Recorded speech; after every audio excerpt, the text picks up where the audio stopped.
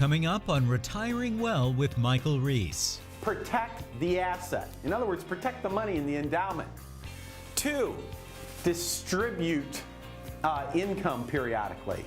And 3, they want to grow the value. Why aren't you doing what they're doing, right? Why aren't you kind of patterning or modeling your portfolio after what they do?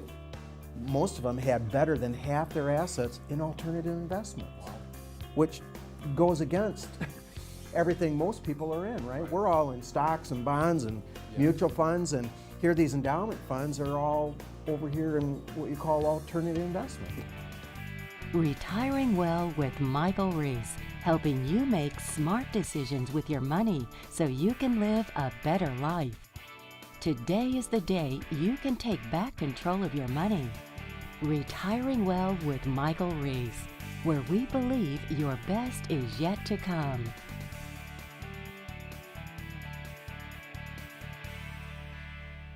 Welcome to Retiring Well. I'm your host, Michael Reese. We've got a great show lined up for you this week. We are talking about, you ready? Asset allocation. Woohoo! That's very exciting, isn't it? Asset allocation. Blech. That's not really what we're talking about. What we're really going to talk about is diversification and what does it mean to be effectively diversified? I mean, think about it for a minute. Isn't that a word you hear all the time is you want to be diversified. You don't want to put all your eggs in one basket. You want to have a great asset allocation plan. Haven't you heard those phrases before? I mean, of course you do, because we in the financial world feel real smart when we tell you stuff like that. But here's the question. Let's take a step back for a minute, okay? Why do you want to be diversified? How does that benefit you? What does that really mean to you to be diversified? What's the value here? Well, really the reason is this. As you think about your retirement planning, you're probably sitting there, if you're like most people, and you're saying, well, I want to be diversified because I want to spread my risk. Maybe that's what you want to do, spread the risk. Okay, great. You want to spread the risk. What exactly does that mean?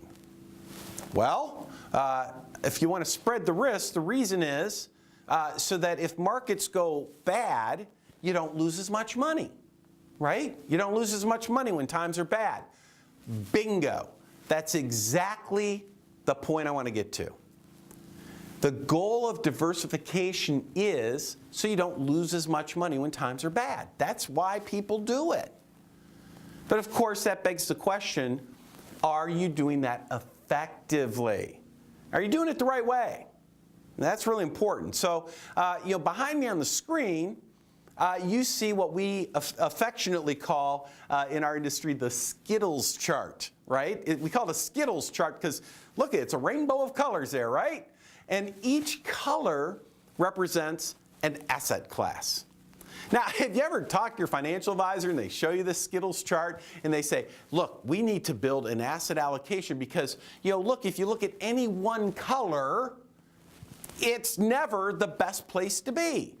Sometimes large companies are the best place to be, sometimes small companies, sometimes it's real estate, etc. But because we don't know which color is going to be the best place to be for the year, what we need to do is build an asset allocation model where we hold a bunch of these things. You ever heard a financial advisor tell you that? That's great. That's true. And you know what? Doesn't that feel good? Doesn't that feel comfortable?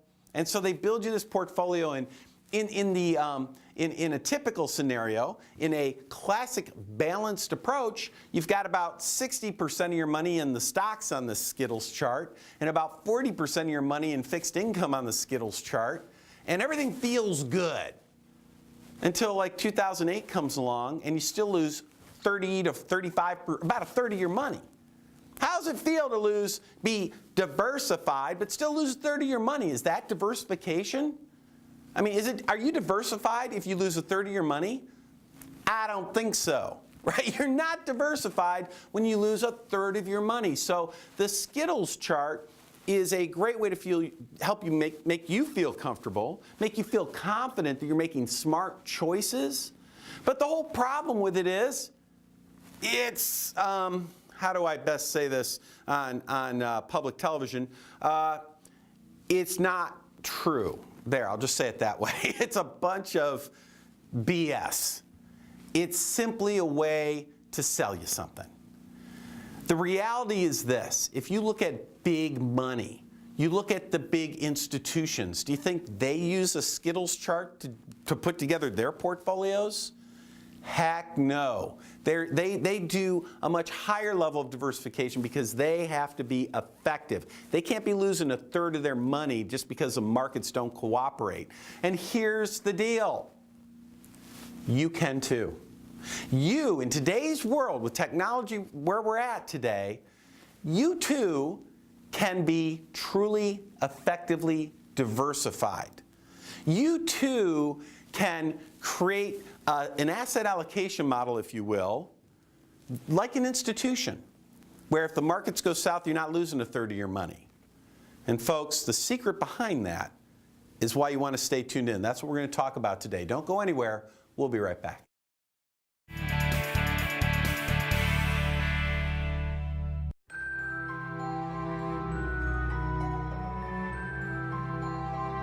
What is your vision of a successful retirement? And how can you make your dream a reality?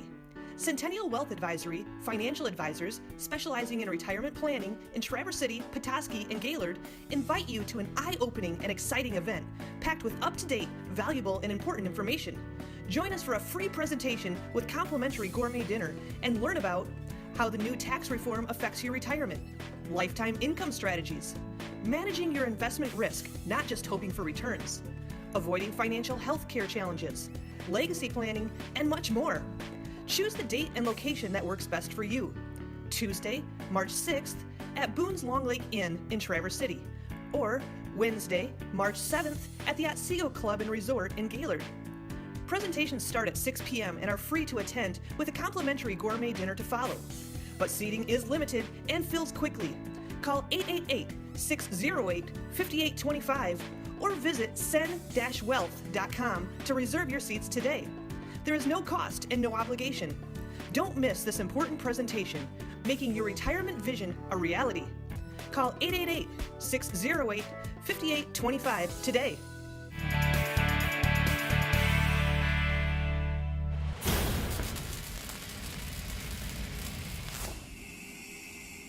This week in Chalk Talk, we're going to discuss how, the big institutions and the endowment funds, how they manage money.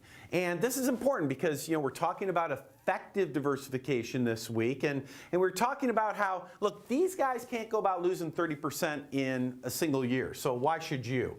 Now, what is an endowment, by the way? An endowment might be like the Harvard endowment or the Yale endowment or a big hospital endowment, where essentially their goals when they invest money is pretty simple. It's right up here. Here you go. Ready? Here they are. 1, protect the asset. In other words, protect the money in the endowment. 2, distribute income periodically. And 3, they want to grow the value of the endowment. So, in other words, protect what you've got, take some money out, and grow it if you can. What does that sound like to you? Doesn't that sound a lot like what you want to do with your retirement? I mean, isn't that what retirement planning's all about? Protect your nest egg, take some income, and if you can, grow it a little bit. Well, endowments are doing the same thing, and they're the best in the world at doing it. So the endowments, the big institutions, those are their goals. All right, so here we go. Recent study, they went across all these different endowments and all these different institutions, and they said, all right, tell me where you have your money allocated. What kind of assets? What does your asset allocation look like? Well, here you go. Here's the answer. This is where they were. U.S. stocks. These endowments had about 16% of their money in U.S. stocks. They had 9% of their money in fixed income. That's it, 9. 19% of their money in international stocks. So right away, what are we seeing here? Already, they have more in international positions than they do in U.S. positions, which I think is kind of interesting, right? But I know what you're doing at home, right? You're a math person probably. You're saying, well, wait a minute, Mike. Wait a minute, I don't get it. 16 and 9, that's 25, and that's only, gosh, it's only like 40-some percent, right? 44% or something like that. Where's the other half? That's only half the money. Where do they have the other half of the money? It's a great question. Here's where they put essentially half of the portfolio goes into this word right here, alternatives. Alternatives. Typically they've got something like, maybe 52% of their money there, the other 3%'s in other, the other category, or the other 4%, whatever it is. 52% of their money, though, is in alternatives. 52%. Half their money is in alternatives. Alternatives, real estate, gold, commodities, private equity, hedge funds, stuff like that. Now, holy cow, that's not just a wow, that's wow. That's a big chunk. 52%. So, when I look at this, I don't know about you, but here's what I'm thinking up in my head. I'm thinking, all right, let's take a step back here for a minute. Their goal, now these people, they've got big time money. You got the best in the world running this money. Big time money. They're saying, all right, here's what we're trying to do. We have this endowment, which is a fancy word for a big pile of cash, right? They got a big pile of cash. Said, we want to protect that pile of cash. We want to distribute a certain percentage out each and every year. And if possible, while protecting and distributing, at the same time, we still want to grow the big pile of cash. That's what an endowment does. And the very best in the world who are trying to do this say, about half the money should be somewhere down here. And the other half looks like that. All right. So my question is, what does your allocations look like in comparison to this? If that's your goal too, just like an endowment, and endowments are the best at managing money, and this is how they do it, why wouldn't your allocations look somewhat similar? That might be a question I'd want to ask my financial advisor. And if you're doing it on yourself, if you're doing it on your own, might be a question you ask yourself when you look at yourself in the mirror, right?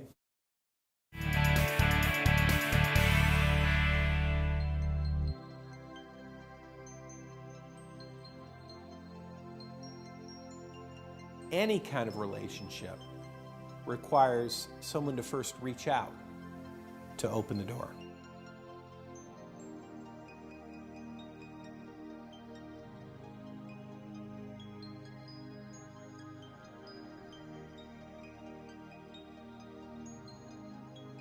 So for someone who's retired, they're thinking, okay, how do I transition my portfolio into a portfolio that is stable, yet can generate a sustainable and predictable stream of income for as long as I live?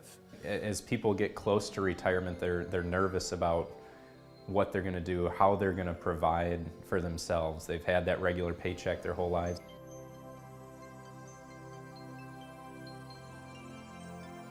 One of the things that I really enjoy and it's rewarding to be able to recommend to somebody or set them up with an initial appointment, knowing that they're going to walk into an environment that is comfortable and relaxed.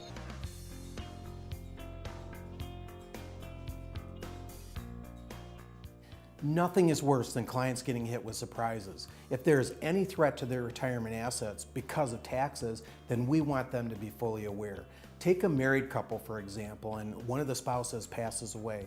Not only does the surviving spouse have a loss of income, maybe due to a loss in the Social Security benefits or a pension, But now they find themselves in the single tax brackets. Their standard deduction is half, they lose a personal exemption, and now some of their Social Security is actually being taxed more. A lot of people are scared or intimidated to retire, and so part of our responsibility is to eliminate the fear that they have leading up to and throughout retirement. It's our responsibility to help make sure that the surviving spouse is well taken care of, and we take that responsibility very, very seriously. I can't tell you how many times we've had clients tell us they have never had anyone look at the taxes the way we do. Clients love it, and it is a very necessary part of their entire retirement plan. The real gratifying thing is that, we were able to sit down, we were able to help her work through that in a way that made sense to her. And the most gratifying thing at the end was just her, giving us a big hug, tears flowing, with just a big thank you. Thank you for helping me make sense out of this. You have the surviving spouse. She's in a world that she doesn't understand. She's totally lost. And we're able to step in and help make her life a bit easier. And that's the thank you that really provides meaning to what we do.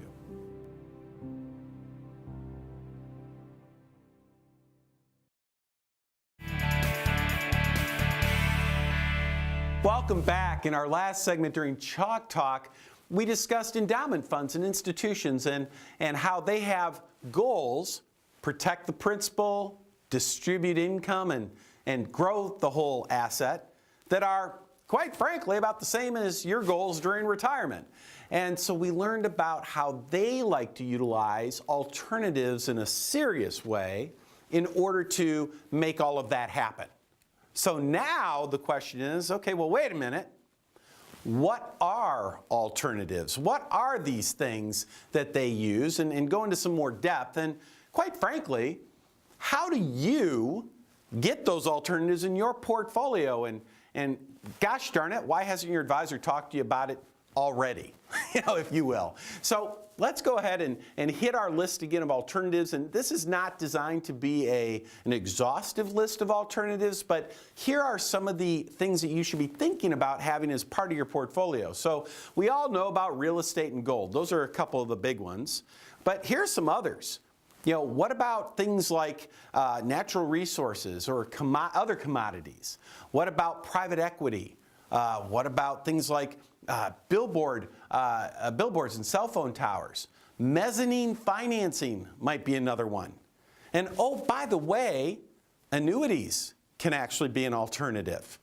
So there's a lot of different alternatives out there. I mean, imagine, what are hedge funds investing in? These days, all the big news is about Bitcoin, right? That's an alternative, but gosh darn it, do you really want Bitcoin as part of your portfolio? I don't know about that when it comes to retirement. In any event, my point is these endowment funds, these big institutions, they're using alternatives like crazy. So my question is, if your goals are the same as their goals, and they're the best at managing money to make those goals happen, why aren't you doing what they're doing, right? Why aren't you kind of patterning or modeling your portfolio after what they do? Now, they might use half their money in alternatives. That doesn't mean you need half in alternatives. Maybe it's not a bad idea. But my point is simply this. Why, if that's how they do it and they're better at doing it than anybody else, why aren't you doing something similar? And is your advisor helping structure you so that you're doing something similar? Are they already talking to you about these things? Not in a little way, but in a serious way. Right? So how do you do this? What are some things that your advisor might be talking to you about that could help you get a portion of your money in these types of alternatives? Well, remember in the old days when mutual funds first came out? Why did mutual funds come out? Do you know why mutual funds came out? Because back in the 20s and 30s and 40s, way back then, people wanted to invest in stocks, but in those days, if you wanted to build a diversified stock portfolio, you needed to be a pretty wealthy person already. You already had to have money. And it was really hard for any individual just to start to build a diversified portfolio. So along comes the idea of mutual funds. They say, no problem, here's what we'll do. We'll take some of your money and some of your neighbor's money and some of the person across the street's money, and we'll pool it all together, and that way we'll have enough money that we can go ahead and build that diversified portfolio on your behalf. That was the idea behind a mutual fund to begin with. Well, guess what? The problem with alternatives, it's the same thing today that the problem was back then. To really do alternatives effectively, you got to have a ton of money. You already got to be rich. And rich, by the way, we're talking 10, 20, $50 million rich, not, oh, I got $1 million rich. So what's happening? Mutual funds might help to do that. Exchange traded funds might do the same thing, but the same idea, pooling a bunch of people's money together in order to gain access to that asset class. Limited partnerships might provide something along those lines. So there's a lot of ways today that you can gain access to these tools that traditionally have been only for the really, really rich or the big institutions and endowment funds. So here's my question. To what degree has your advisor been talking to you about this? Is it your job to bring it to their attention, or is it their job to bring it to your attention? The point is, we always talk about getting a second opinion. Maybe this is the reason that you should take advantage of that and get a second opinion on your retirement planning.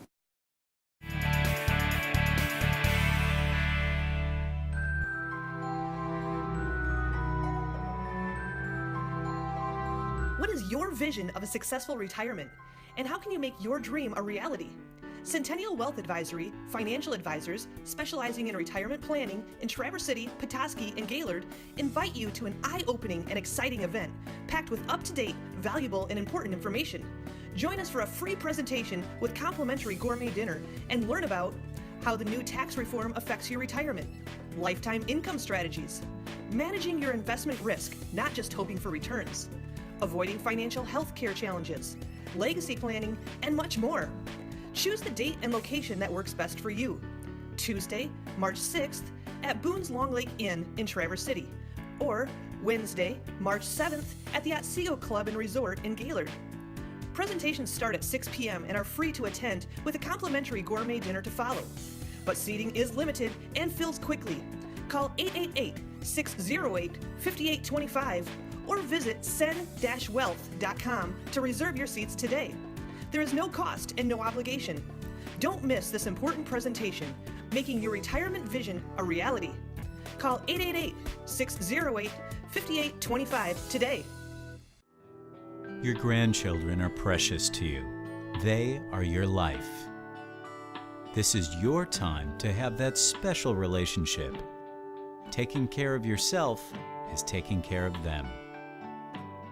Centennial Wealth Advisory is offering a free, no-obligation retirement review to make sure you don't run out of money during your retirement. Centennial Wealth Advisory. Your best is yet to come.